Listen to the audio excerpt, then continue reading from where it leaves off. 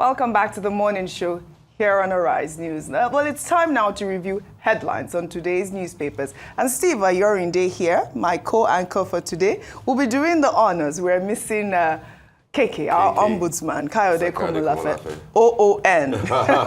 Hope we see you here next week. I was actually looking forward to seeing him. I felt like I haven't seen him in months now. We're missing KK. Yes. No, but you've been away. I've been away for a few weeks.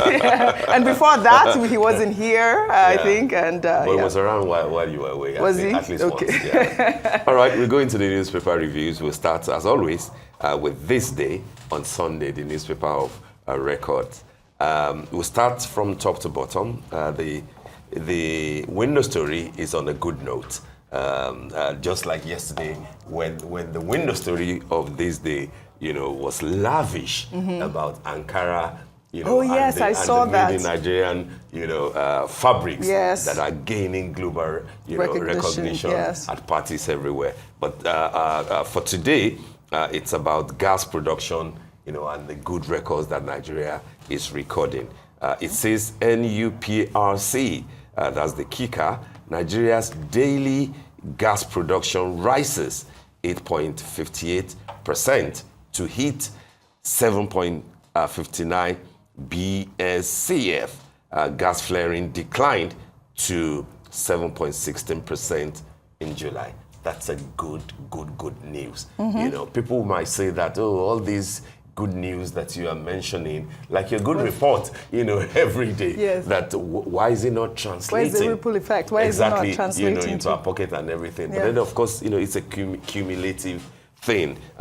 You just have to. If we're not recording this, things will have been a lot tougher. Yes, it would have been worse. Absolutely, I agree with you. And like the president has said, it's going to take some time. It will take some time before we actually reap the fruit of all of these reforms. I agree with many people that maybe certain steps that we took were too harsh. We could have taken them, in a strategic manner, maybe not at the same time and everything. But then, sometimes you have to confront, issues head on. But the fact that we're now saying that daily gas production is rising and that gas flaring is declining, that's good news. That's good news. Great news. Let's work more on it so that Nigerians can, reap the benefit. From that. The story below that, the strip on top of the masthead, it says, amid excess liquidity in financial sectors, banks borrowing from CBN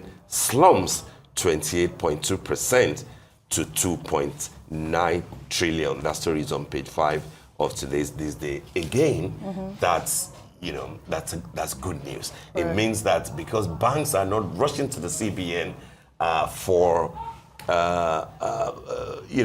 lifeline, it means that there's stability in the financial sector. Right. It means that our banks are doing well. If they have to raise more money, by December because of the CBN rules, so that their liquidity and stability can, that's fine. Let them do it. But then it shows to us that because they are not rushing to CBN for lifeline, we can say that our banks are not doing badly at all and that they are solid. We should encourage them the more. Of course, the issue of MPR, 27% borrowing and stuff, those are areas that we need to work on. And Cardi B, as we call him. 27%, it really is quite bothersome. That's not how you want to grow. Nobody the wants economy. to grow Nobody wants to trade like. But of course, let's work more on those areas, and we shouldn't be tired of telling Mr. Cardoso to work on a few other areas. Below the masthead, it says military rejigs security architecture in North Central, rebrands Operation Safe Haven to sustain peace. And I'm sure that Professor Yusuf, she'll be interested in this kind of thing. He should be, and these are the sort of reforms that happens periodically when there are these sort of crises that occur. In Katsina State, he said about over 50 people died. 55 villages were affected, and I mean these sort of restructuring or rebranding by the military could really help in terms of whether it's kinetic or Yeah. non-kinetic, Non-kinetic. relations with Yeah. the bandits Yeah. and the people and the farmers in the North Central. This is specifically for North Central, Yes. you know, and that should be the way to go, really. Yes. You know, if something is not working, you know, change your tactics, you know, and I think that Malam Nuhu Ribadu has you know, come to define himself as a strategic. He has kind of, actually made a lot of gains, Absolutely. a lot of wins in terms of security, returning a lot of kidnapped will need victims. to do more. Only recently, last week, yes. there was a lot of hype on the return of some kidnapped victims in Kaduna State, and we've seen that throughout the year. Yeah. And for the fact that practically all the countries of the world, you know, acknowledge what he did, you know, with the apprehension of those you know, terrorist kingpins, you know, US, UK, European Union, you know, that shows, of course, that, you know, we're not doing too badly. We need to do a lot more, of course, but, you know, let's give kudos to those who deserve them. The two big stories are also of political significance. First is police probe El-Rufai's ADC SDP meeting, claim ex-governor's thugs fired gunshots. And then the riders suspend all unauthorized political gathering in Kaduna, warn hotels, event centers against hosting political meetings. El-Rufai condemns thuggery, lawlessness. Kaduna, it looks like Kaduna is boiling. Yes, at the moment, and it appears that El-Rufai is at the center of it this time around. Yeah, because it's no longer, you know, with the APC, and the man that he would have loved to claim that he installed as his successor, you know, has turned out to be a thorn in his flesh, you know. But let's see what El-Rufai is able to do politically with the alliance that they're trying to forge between ADC and SDP. But here, I like the fact that at least it's condemning thuggery and lawlessness. But of course, people are saying that who authorized, you know, the madness, you know, of yesterday, you know, the shootings and everything. But it's good that the police has suspended all unauthorized political gatherings in the state. And, Absolutely. You know, with a warning to hotels and event centers. It's not time yet for politics, you know, for campaigning. At you know, be careful what you're doing. That's what they're saying today. The lead story, coast now clear for Fubara. State lawmakers return on September the 18th, says Wike. And then I think it's good to read all the riders. Fubara loyalists shun local government elections. I mean, we had our own Andy Omano, you know, giving us the update the other time. Ibas, Rivers on path of full democracy. It's good to hear that. RISIEC to declare results of election today being Sunday, a day after the elections of yesterday.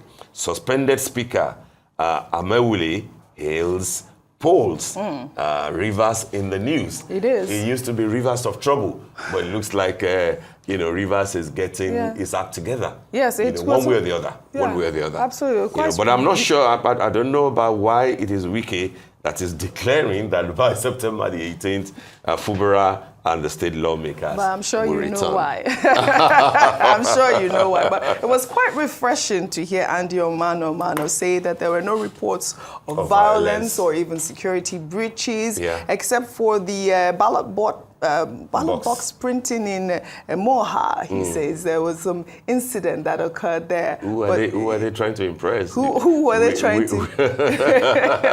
But I mean, most people, you know, could bet on what the outcome will be anyway. But well, you know, these are the sort of incidents that you know push those sort of numbers ahead of another, right? That's it's true. A ballot box true, printing is really completely illegal. Absolutely. And you know, it will be good to fish out these culprits and actually know how to prevent such from occurring in our future elections. Absolutely. Yeah. Absolutely.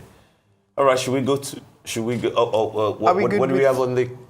on the cover, Oh, the picture. all right. Should we do this day style? No, I think we should go to this style, actually. Yes, yeah. all right. This day style. Shall we pull up this day style? And yeah, it's up already. You know, the artists are a lot here. I mean, it's great to see these artists that are really pushing the boundaries. What's the headline saying? The headline is saying, loud, bold, unapologetic, how culture became Nigeria's biggest export. Wow. Absolutely used to be oil. And then on the cover, we see Thames, we see Rema, we see Kunle Afolayan, we see Funke Akindele, we see Hilda Baci, of course, Odogu Borna, who actually really impressed the massive 90,000 capacity stadium, the Wembley Stadium, when he performed with Coldplay. Arya Star actually opened that show. Obviously, we also see Wizkid here. Then these people have been making Nigeria proud. And I'll read the editor's note there.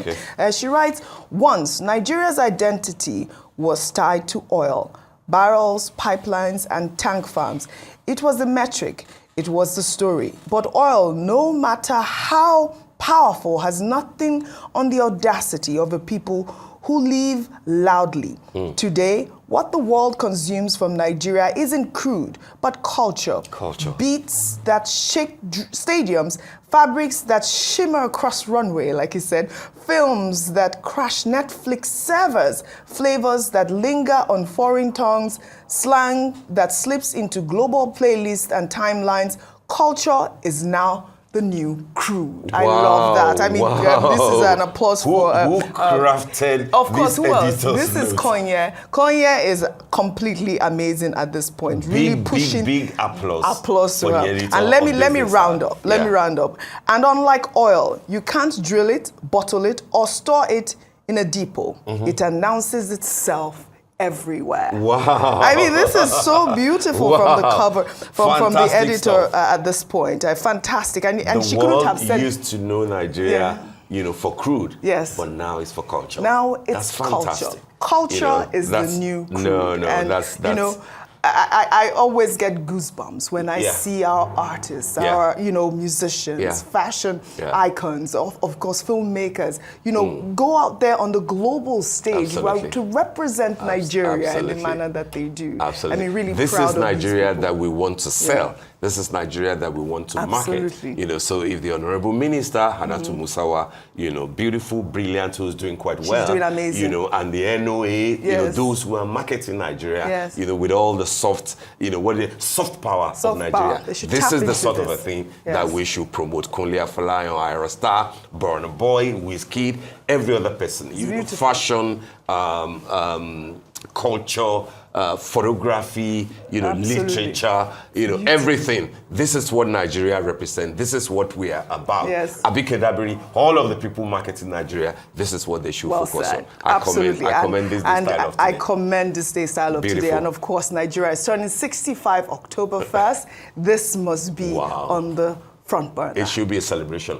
All this noise about, hey, things are these, are that, and blah, blah. No, let's have a ball. Yes. Let's have a ball on the 1st of October. I like that. And it's not about crude.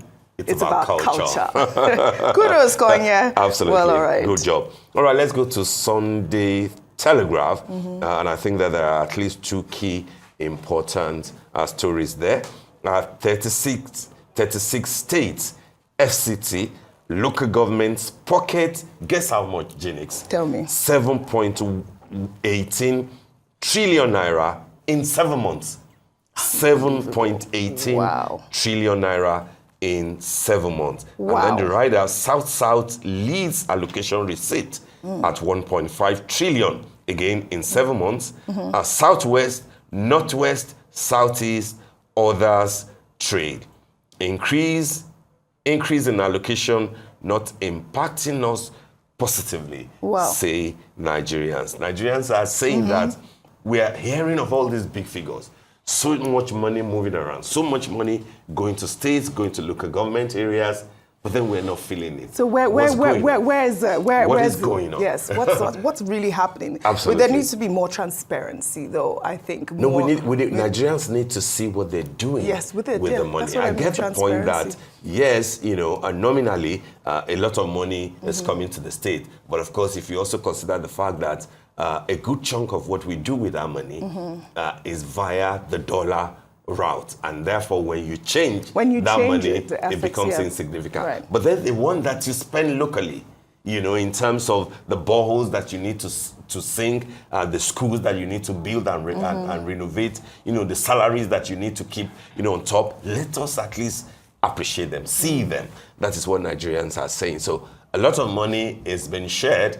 Kudos to the government of Asiwaju Bola Ahmed Tinubu, but then let's also demand from state governors and local government areas so that all we see shouldn't just be, you know, SUVs, you know, moving around, junketing all over the places. Let us see what you're doing with the money. And then the lead story itself, and it's about politics. 2027, why Jonathan won't run for presidency. Says... Who's saying that? Well, let's see what the headline is saying.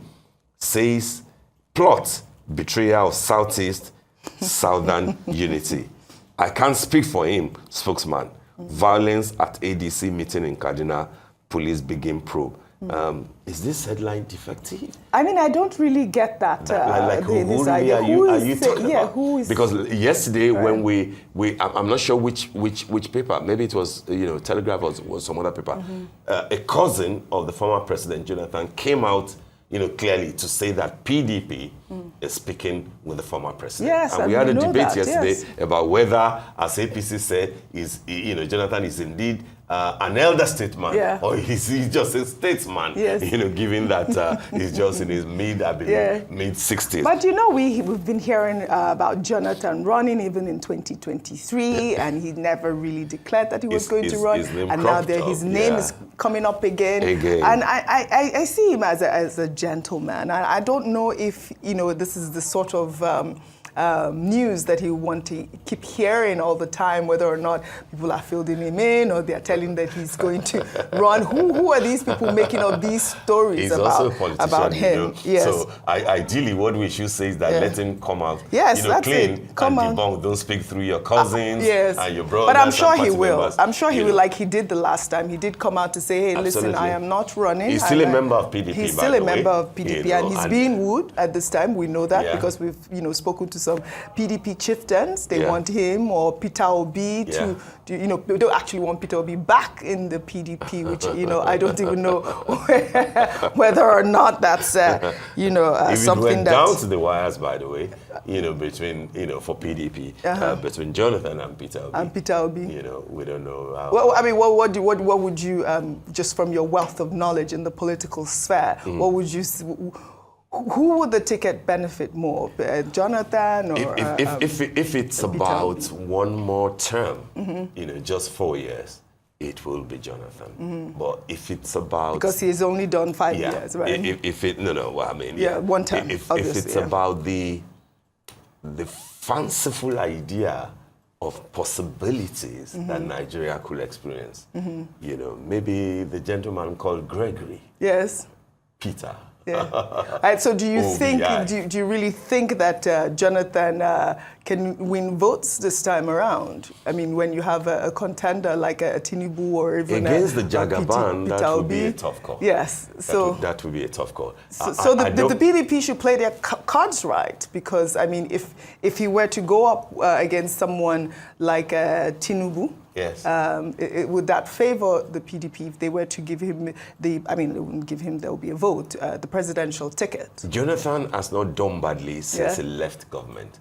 I don't think that he will want to risk spoiling, his elder statesmanship, you know, just to run and then lose against the Jagaban of Africa. I don't think. Steve has given his verdict. No, well, I mean, we're just... No, I mean, we're just analyzing. It's not like, you know, but it's a fine gentleman who deserves to be celebrated. He has done quite well for Nigeria. I hope that politics won't divide us the way that it's doing. I mean, you know, Asiwaju is the man, you know, on the saddle. You know, he's giving his best to the country.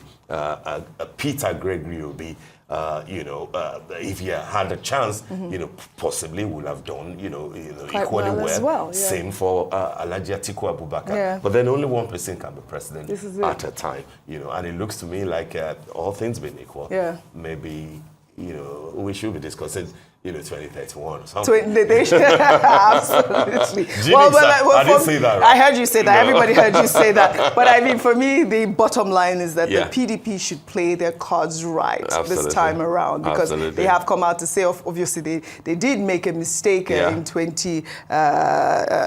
the last elections. Okay. This time around, hopefully, there won't be any. Very quickly, should we do Sunday Vanguard? Because do you want to do Sunday Vanguard? Because of what it portends for the ivory tower. Sure. The lead story says professors earn 333.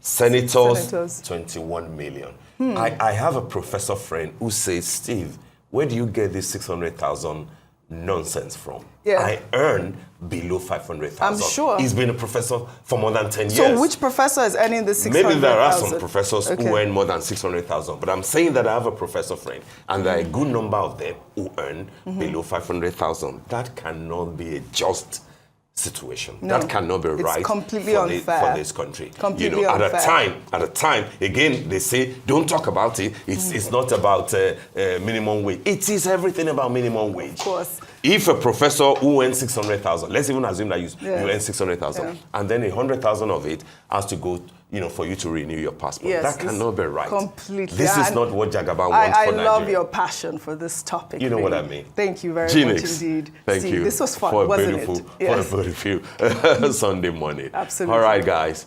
That brings us to the end of the morning show today. Thank you for watching, and do stay safe. I'm Steve Ayoride. And I'm Oji Okpe. From our entire team here in Lagos, Nigeria, enjoy the rest of your morning and, of course, the rest of your day. Goodbye.